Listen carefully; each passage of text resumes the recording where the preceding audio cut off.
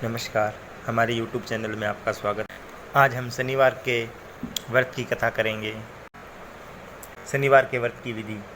इस दिन शनि भगवान की पूजा होती है। काला तिल, काला वस्त्र, तेल, उर्द शनि को बहुत प्रिय है, इसलिए इनके द्वारा शनि की पूजा होती है। शनि की दशा को दूर करने के लिए व्रत किया जाता है। शनि स्तोत्र का पाठ भी विशेष लाभदायक सिद्ध होता है। शनिवार की व्रत कथा प्रारंभ। एक समय सूर्य, चंद्रमा, मंगल, बुध, बृहस्पति, शुक्र, शनि, राहु और केतु, इन 9 ग्रहों में आपस में इस बात पर झगड़ा हो गया कि हम सब में सबसे बड़ा कौन है। सब अपने आप को बड़ा कहते थे। जब आपस में कोई निश्चय नहीं हो सका तो सबके सब झगड़ते हुए इंद्र के पास गए और कहने लगे कि आप सब देवताओं के राजा हो, इसलिए आप हमारा न्याय करके यह बतलाओ कि हम 9 ग्रहों में से सबसे बड़ा कौन है।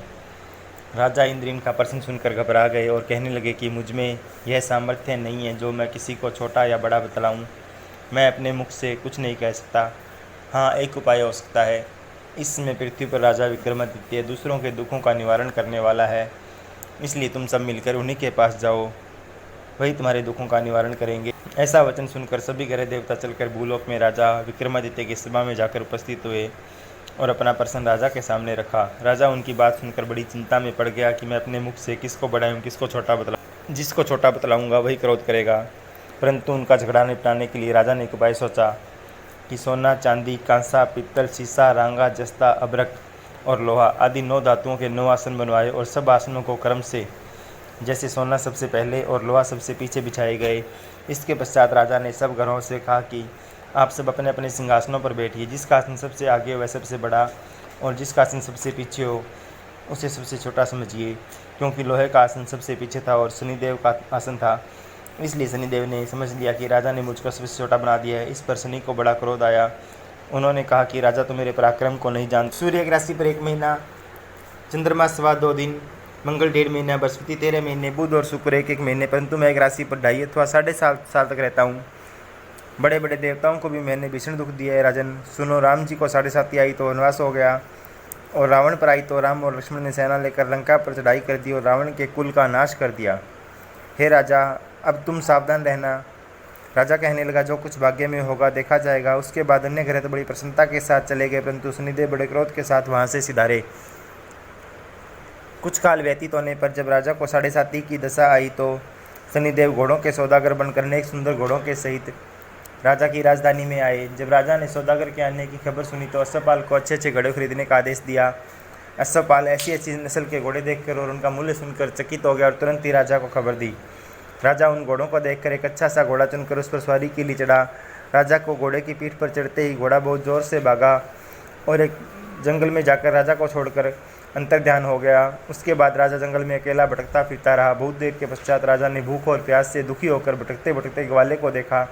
ग्वाले ने राजा को प्यास से व्याकुल देखकर पानी पिलाया। राजा की उंगली में अंगूठी थी, वह निकालकर उसने प्रसन्नता के साथ ग्वाले को दे दी और शहर की ओर चल दिया।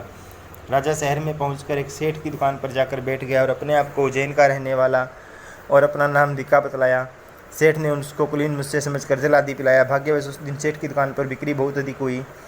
तब सेठ उसको भाग्यवान पुरुष समझकर भोजन कराने के लिए अपने साथ ले गया। भोजन करते समय राजा ने आश्चर्य की बात देखी कि खूंटी पर एक हार लटक रहा है और खूंटी उस हार को निगल रही है। भोजन के पश्चात कमरे में आने पर जब सेठ को हार नहीं मिला तो सबने यही निश्चय किया कि सिवाय विक्का के और कोई इस घर में आया ही नहीं, अतः अवश्य इसी ने हार चोरी किया है। परंतु विक्का ने हार लेने से मना कर दिया।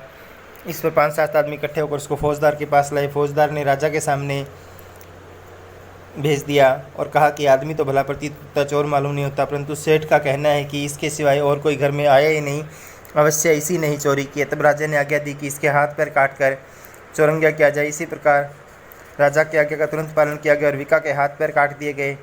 कुछ काल व्यतीत होने पर एक तेली उसको अपने घर ले गया और कोल्लू पर उसको बिठा दिया। विक्का उस पर बैठा हुआ अपनी जुबान से बहला हंसता रहता। थोड़े समय बाद जब शनि की दशा समाप्त हो गई तो एक रात को वर्षा ऋतु का समय जब मल्हार राग गाने लगा तो उसका गाना सुनकर उस शहर के राजा की कन्या उस राग पर मोहित हो गई और दासी को खबर लेने के लिए भेजा कि शहर में कौन राग गा रहा है। दासी सारे शहर में फिरती गिरती क्या देखती है कि तेली के घर में चौरंगिया राग गा रहा है। दासी ने महल में आकर राजकुमारी को सब वृत्तांत सुना दिया। बस उसी क्षण राजकुमारी ने अपने मन में यह प्रण कर लिया कि चाहे कुछ भी हो मुझे इस चौरंगिया के साथ विवाह करना है। प्रातःकाल होते ही जब दासी ने राजकुमारी को जगाना चाहा तो राजकुमारी अनशन व्रत लेकर पड़ी रही। तब दासी ने रानी के पास जाकर राजकुमारी के न उठने का वृतांत कहा। रानी ने तुरंत ही वहाँ आकर कुमारी को जगाया और उसके दुख का कारण पूछा तो कुमारी ने कहा, माता जी, मैंने यह प्रण कर लिया है कि मुझे जो तेली के घर में चोरंगी है उसी के साथ विवाह करना है। माता ने कहा, पगली, यह क्या बात कह रही है? तुझको किसी देश के राजा के साथ परणाया जाएगा? कन्या कहने लगी, माता जी, मैं अपना प्रण कभी नहीं तोड़ूंगी। माता ने चिंतित होकर यह बात राजा को बतलाई और महाराज ने भी आकर यह समझाया कि मैं भी देश देशांतर को अपने दूत भेजकर सुयोग्य रूपान बड़े से बड़े गुणी राजकुमार के साथ तुम्हारा विवाह करूंगा।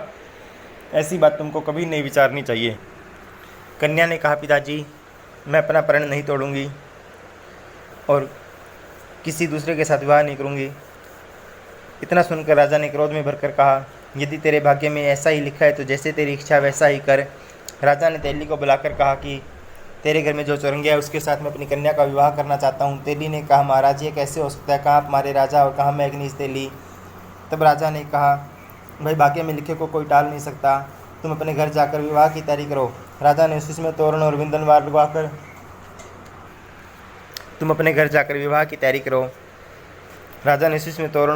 लगवाकर अपनी राजकुमारी का विवाह चौरंगी विक्रमादित्य के साथ कर दिया। रात्रि को जब विक्रमादित्य और राजकुमारी महल में सोए तो आधी रात के समय शनिदेव ने विक्रमादित्य को सौंपन दिया और कहा कि राजा, मुझको छोड़, तुम अपने घर जाकर विवाह की तैयारी करो। राजा ने उसी में तोरण और विंदनवार लगवाकर अपनी राजकुमारी का विवाह चौरंगी विक्रमादित्य के साथ कर दिया। रात्रि को जब विक्रमादित्य और राजकुमारी महल में सोए तो आधी रात के समय शनिदेव ने विक्रमादित्य को सौंपन दिया और कहा कि राजा, मुझको छोटा बतलाकर तुमने कितना दुख उठाया। राजा ने क्षमा मांगी। शनिदेव ने प्रसन्न होकर विक्रमादित्य को हाथ पैर दिए। तब राजा ने कहा कि महाराज, मेरी प्रार्थना स्वीकार करें।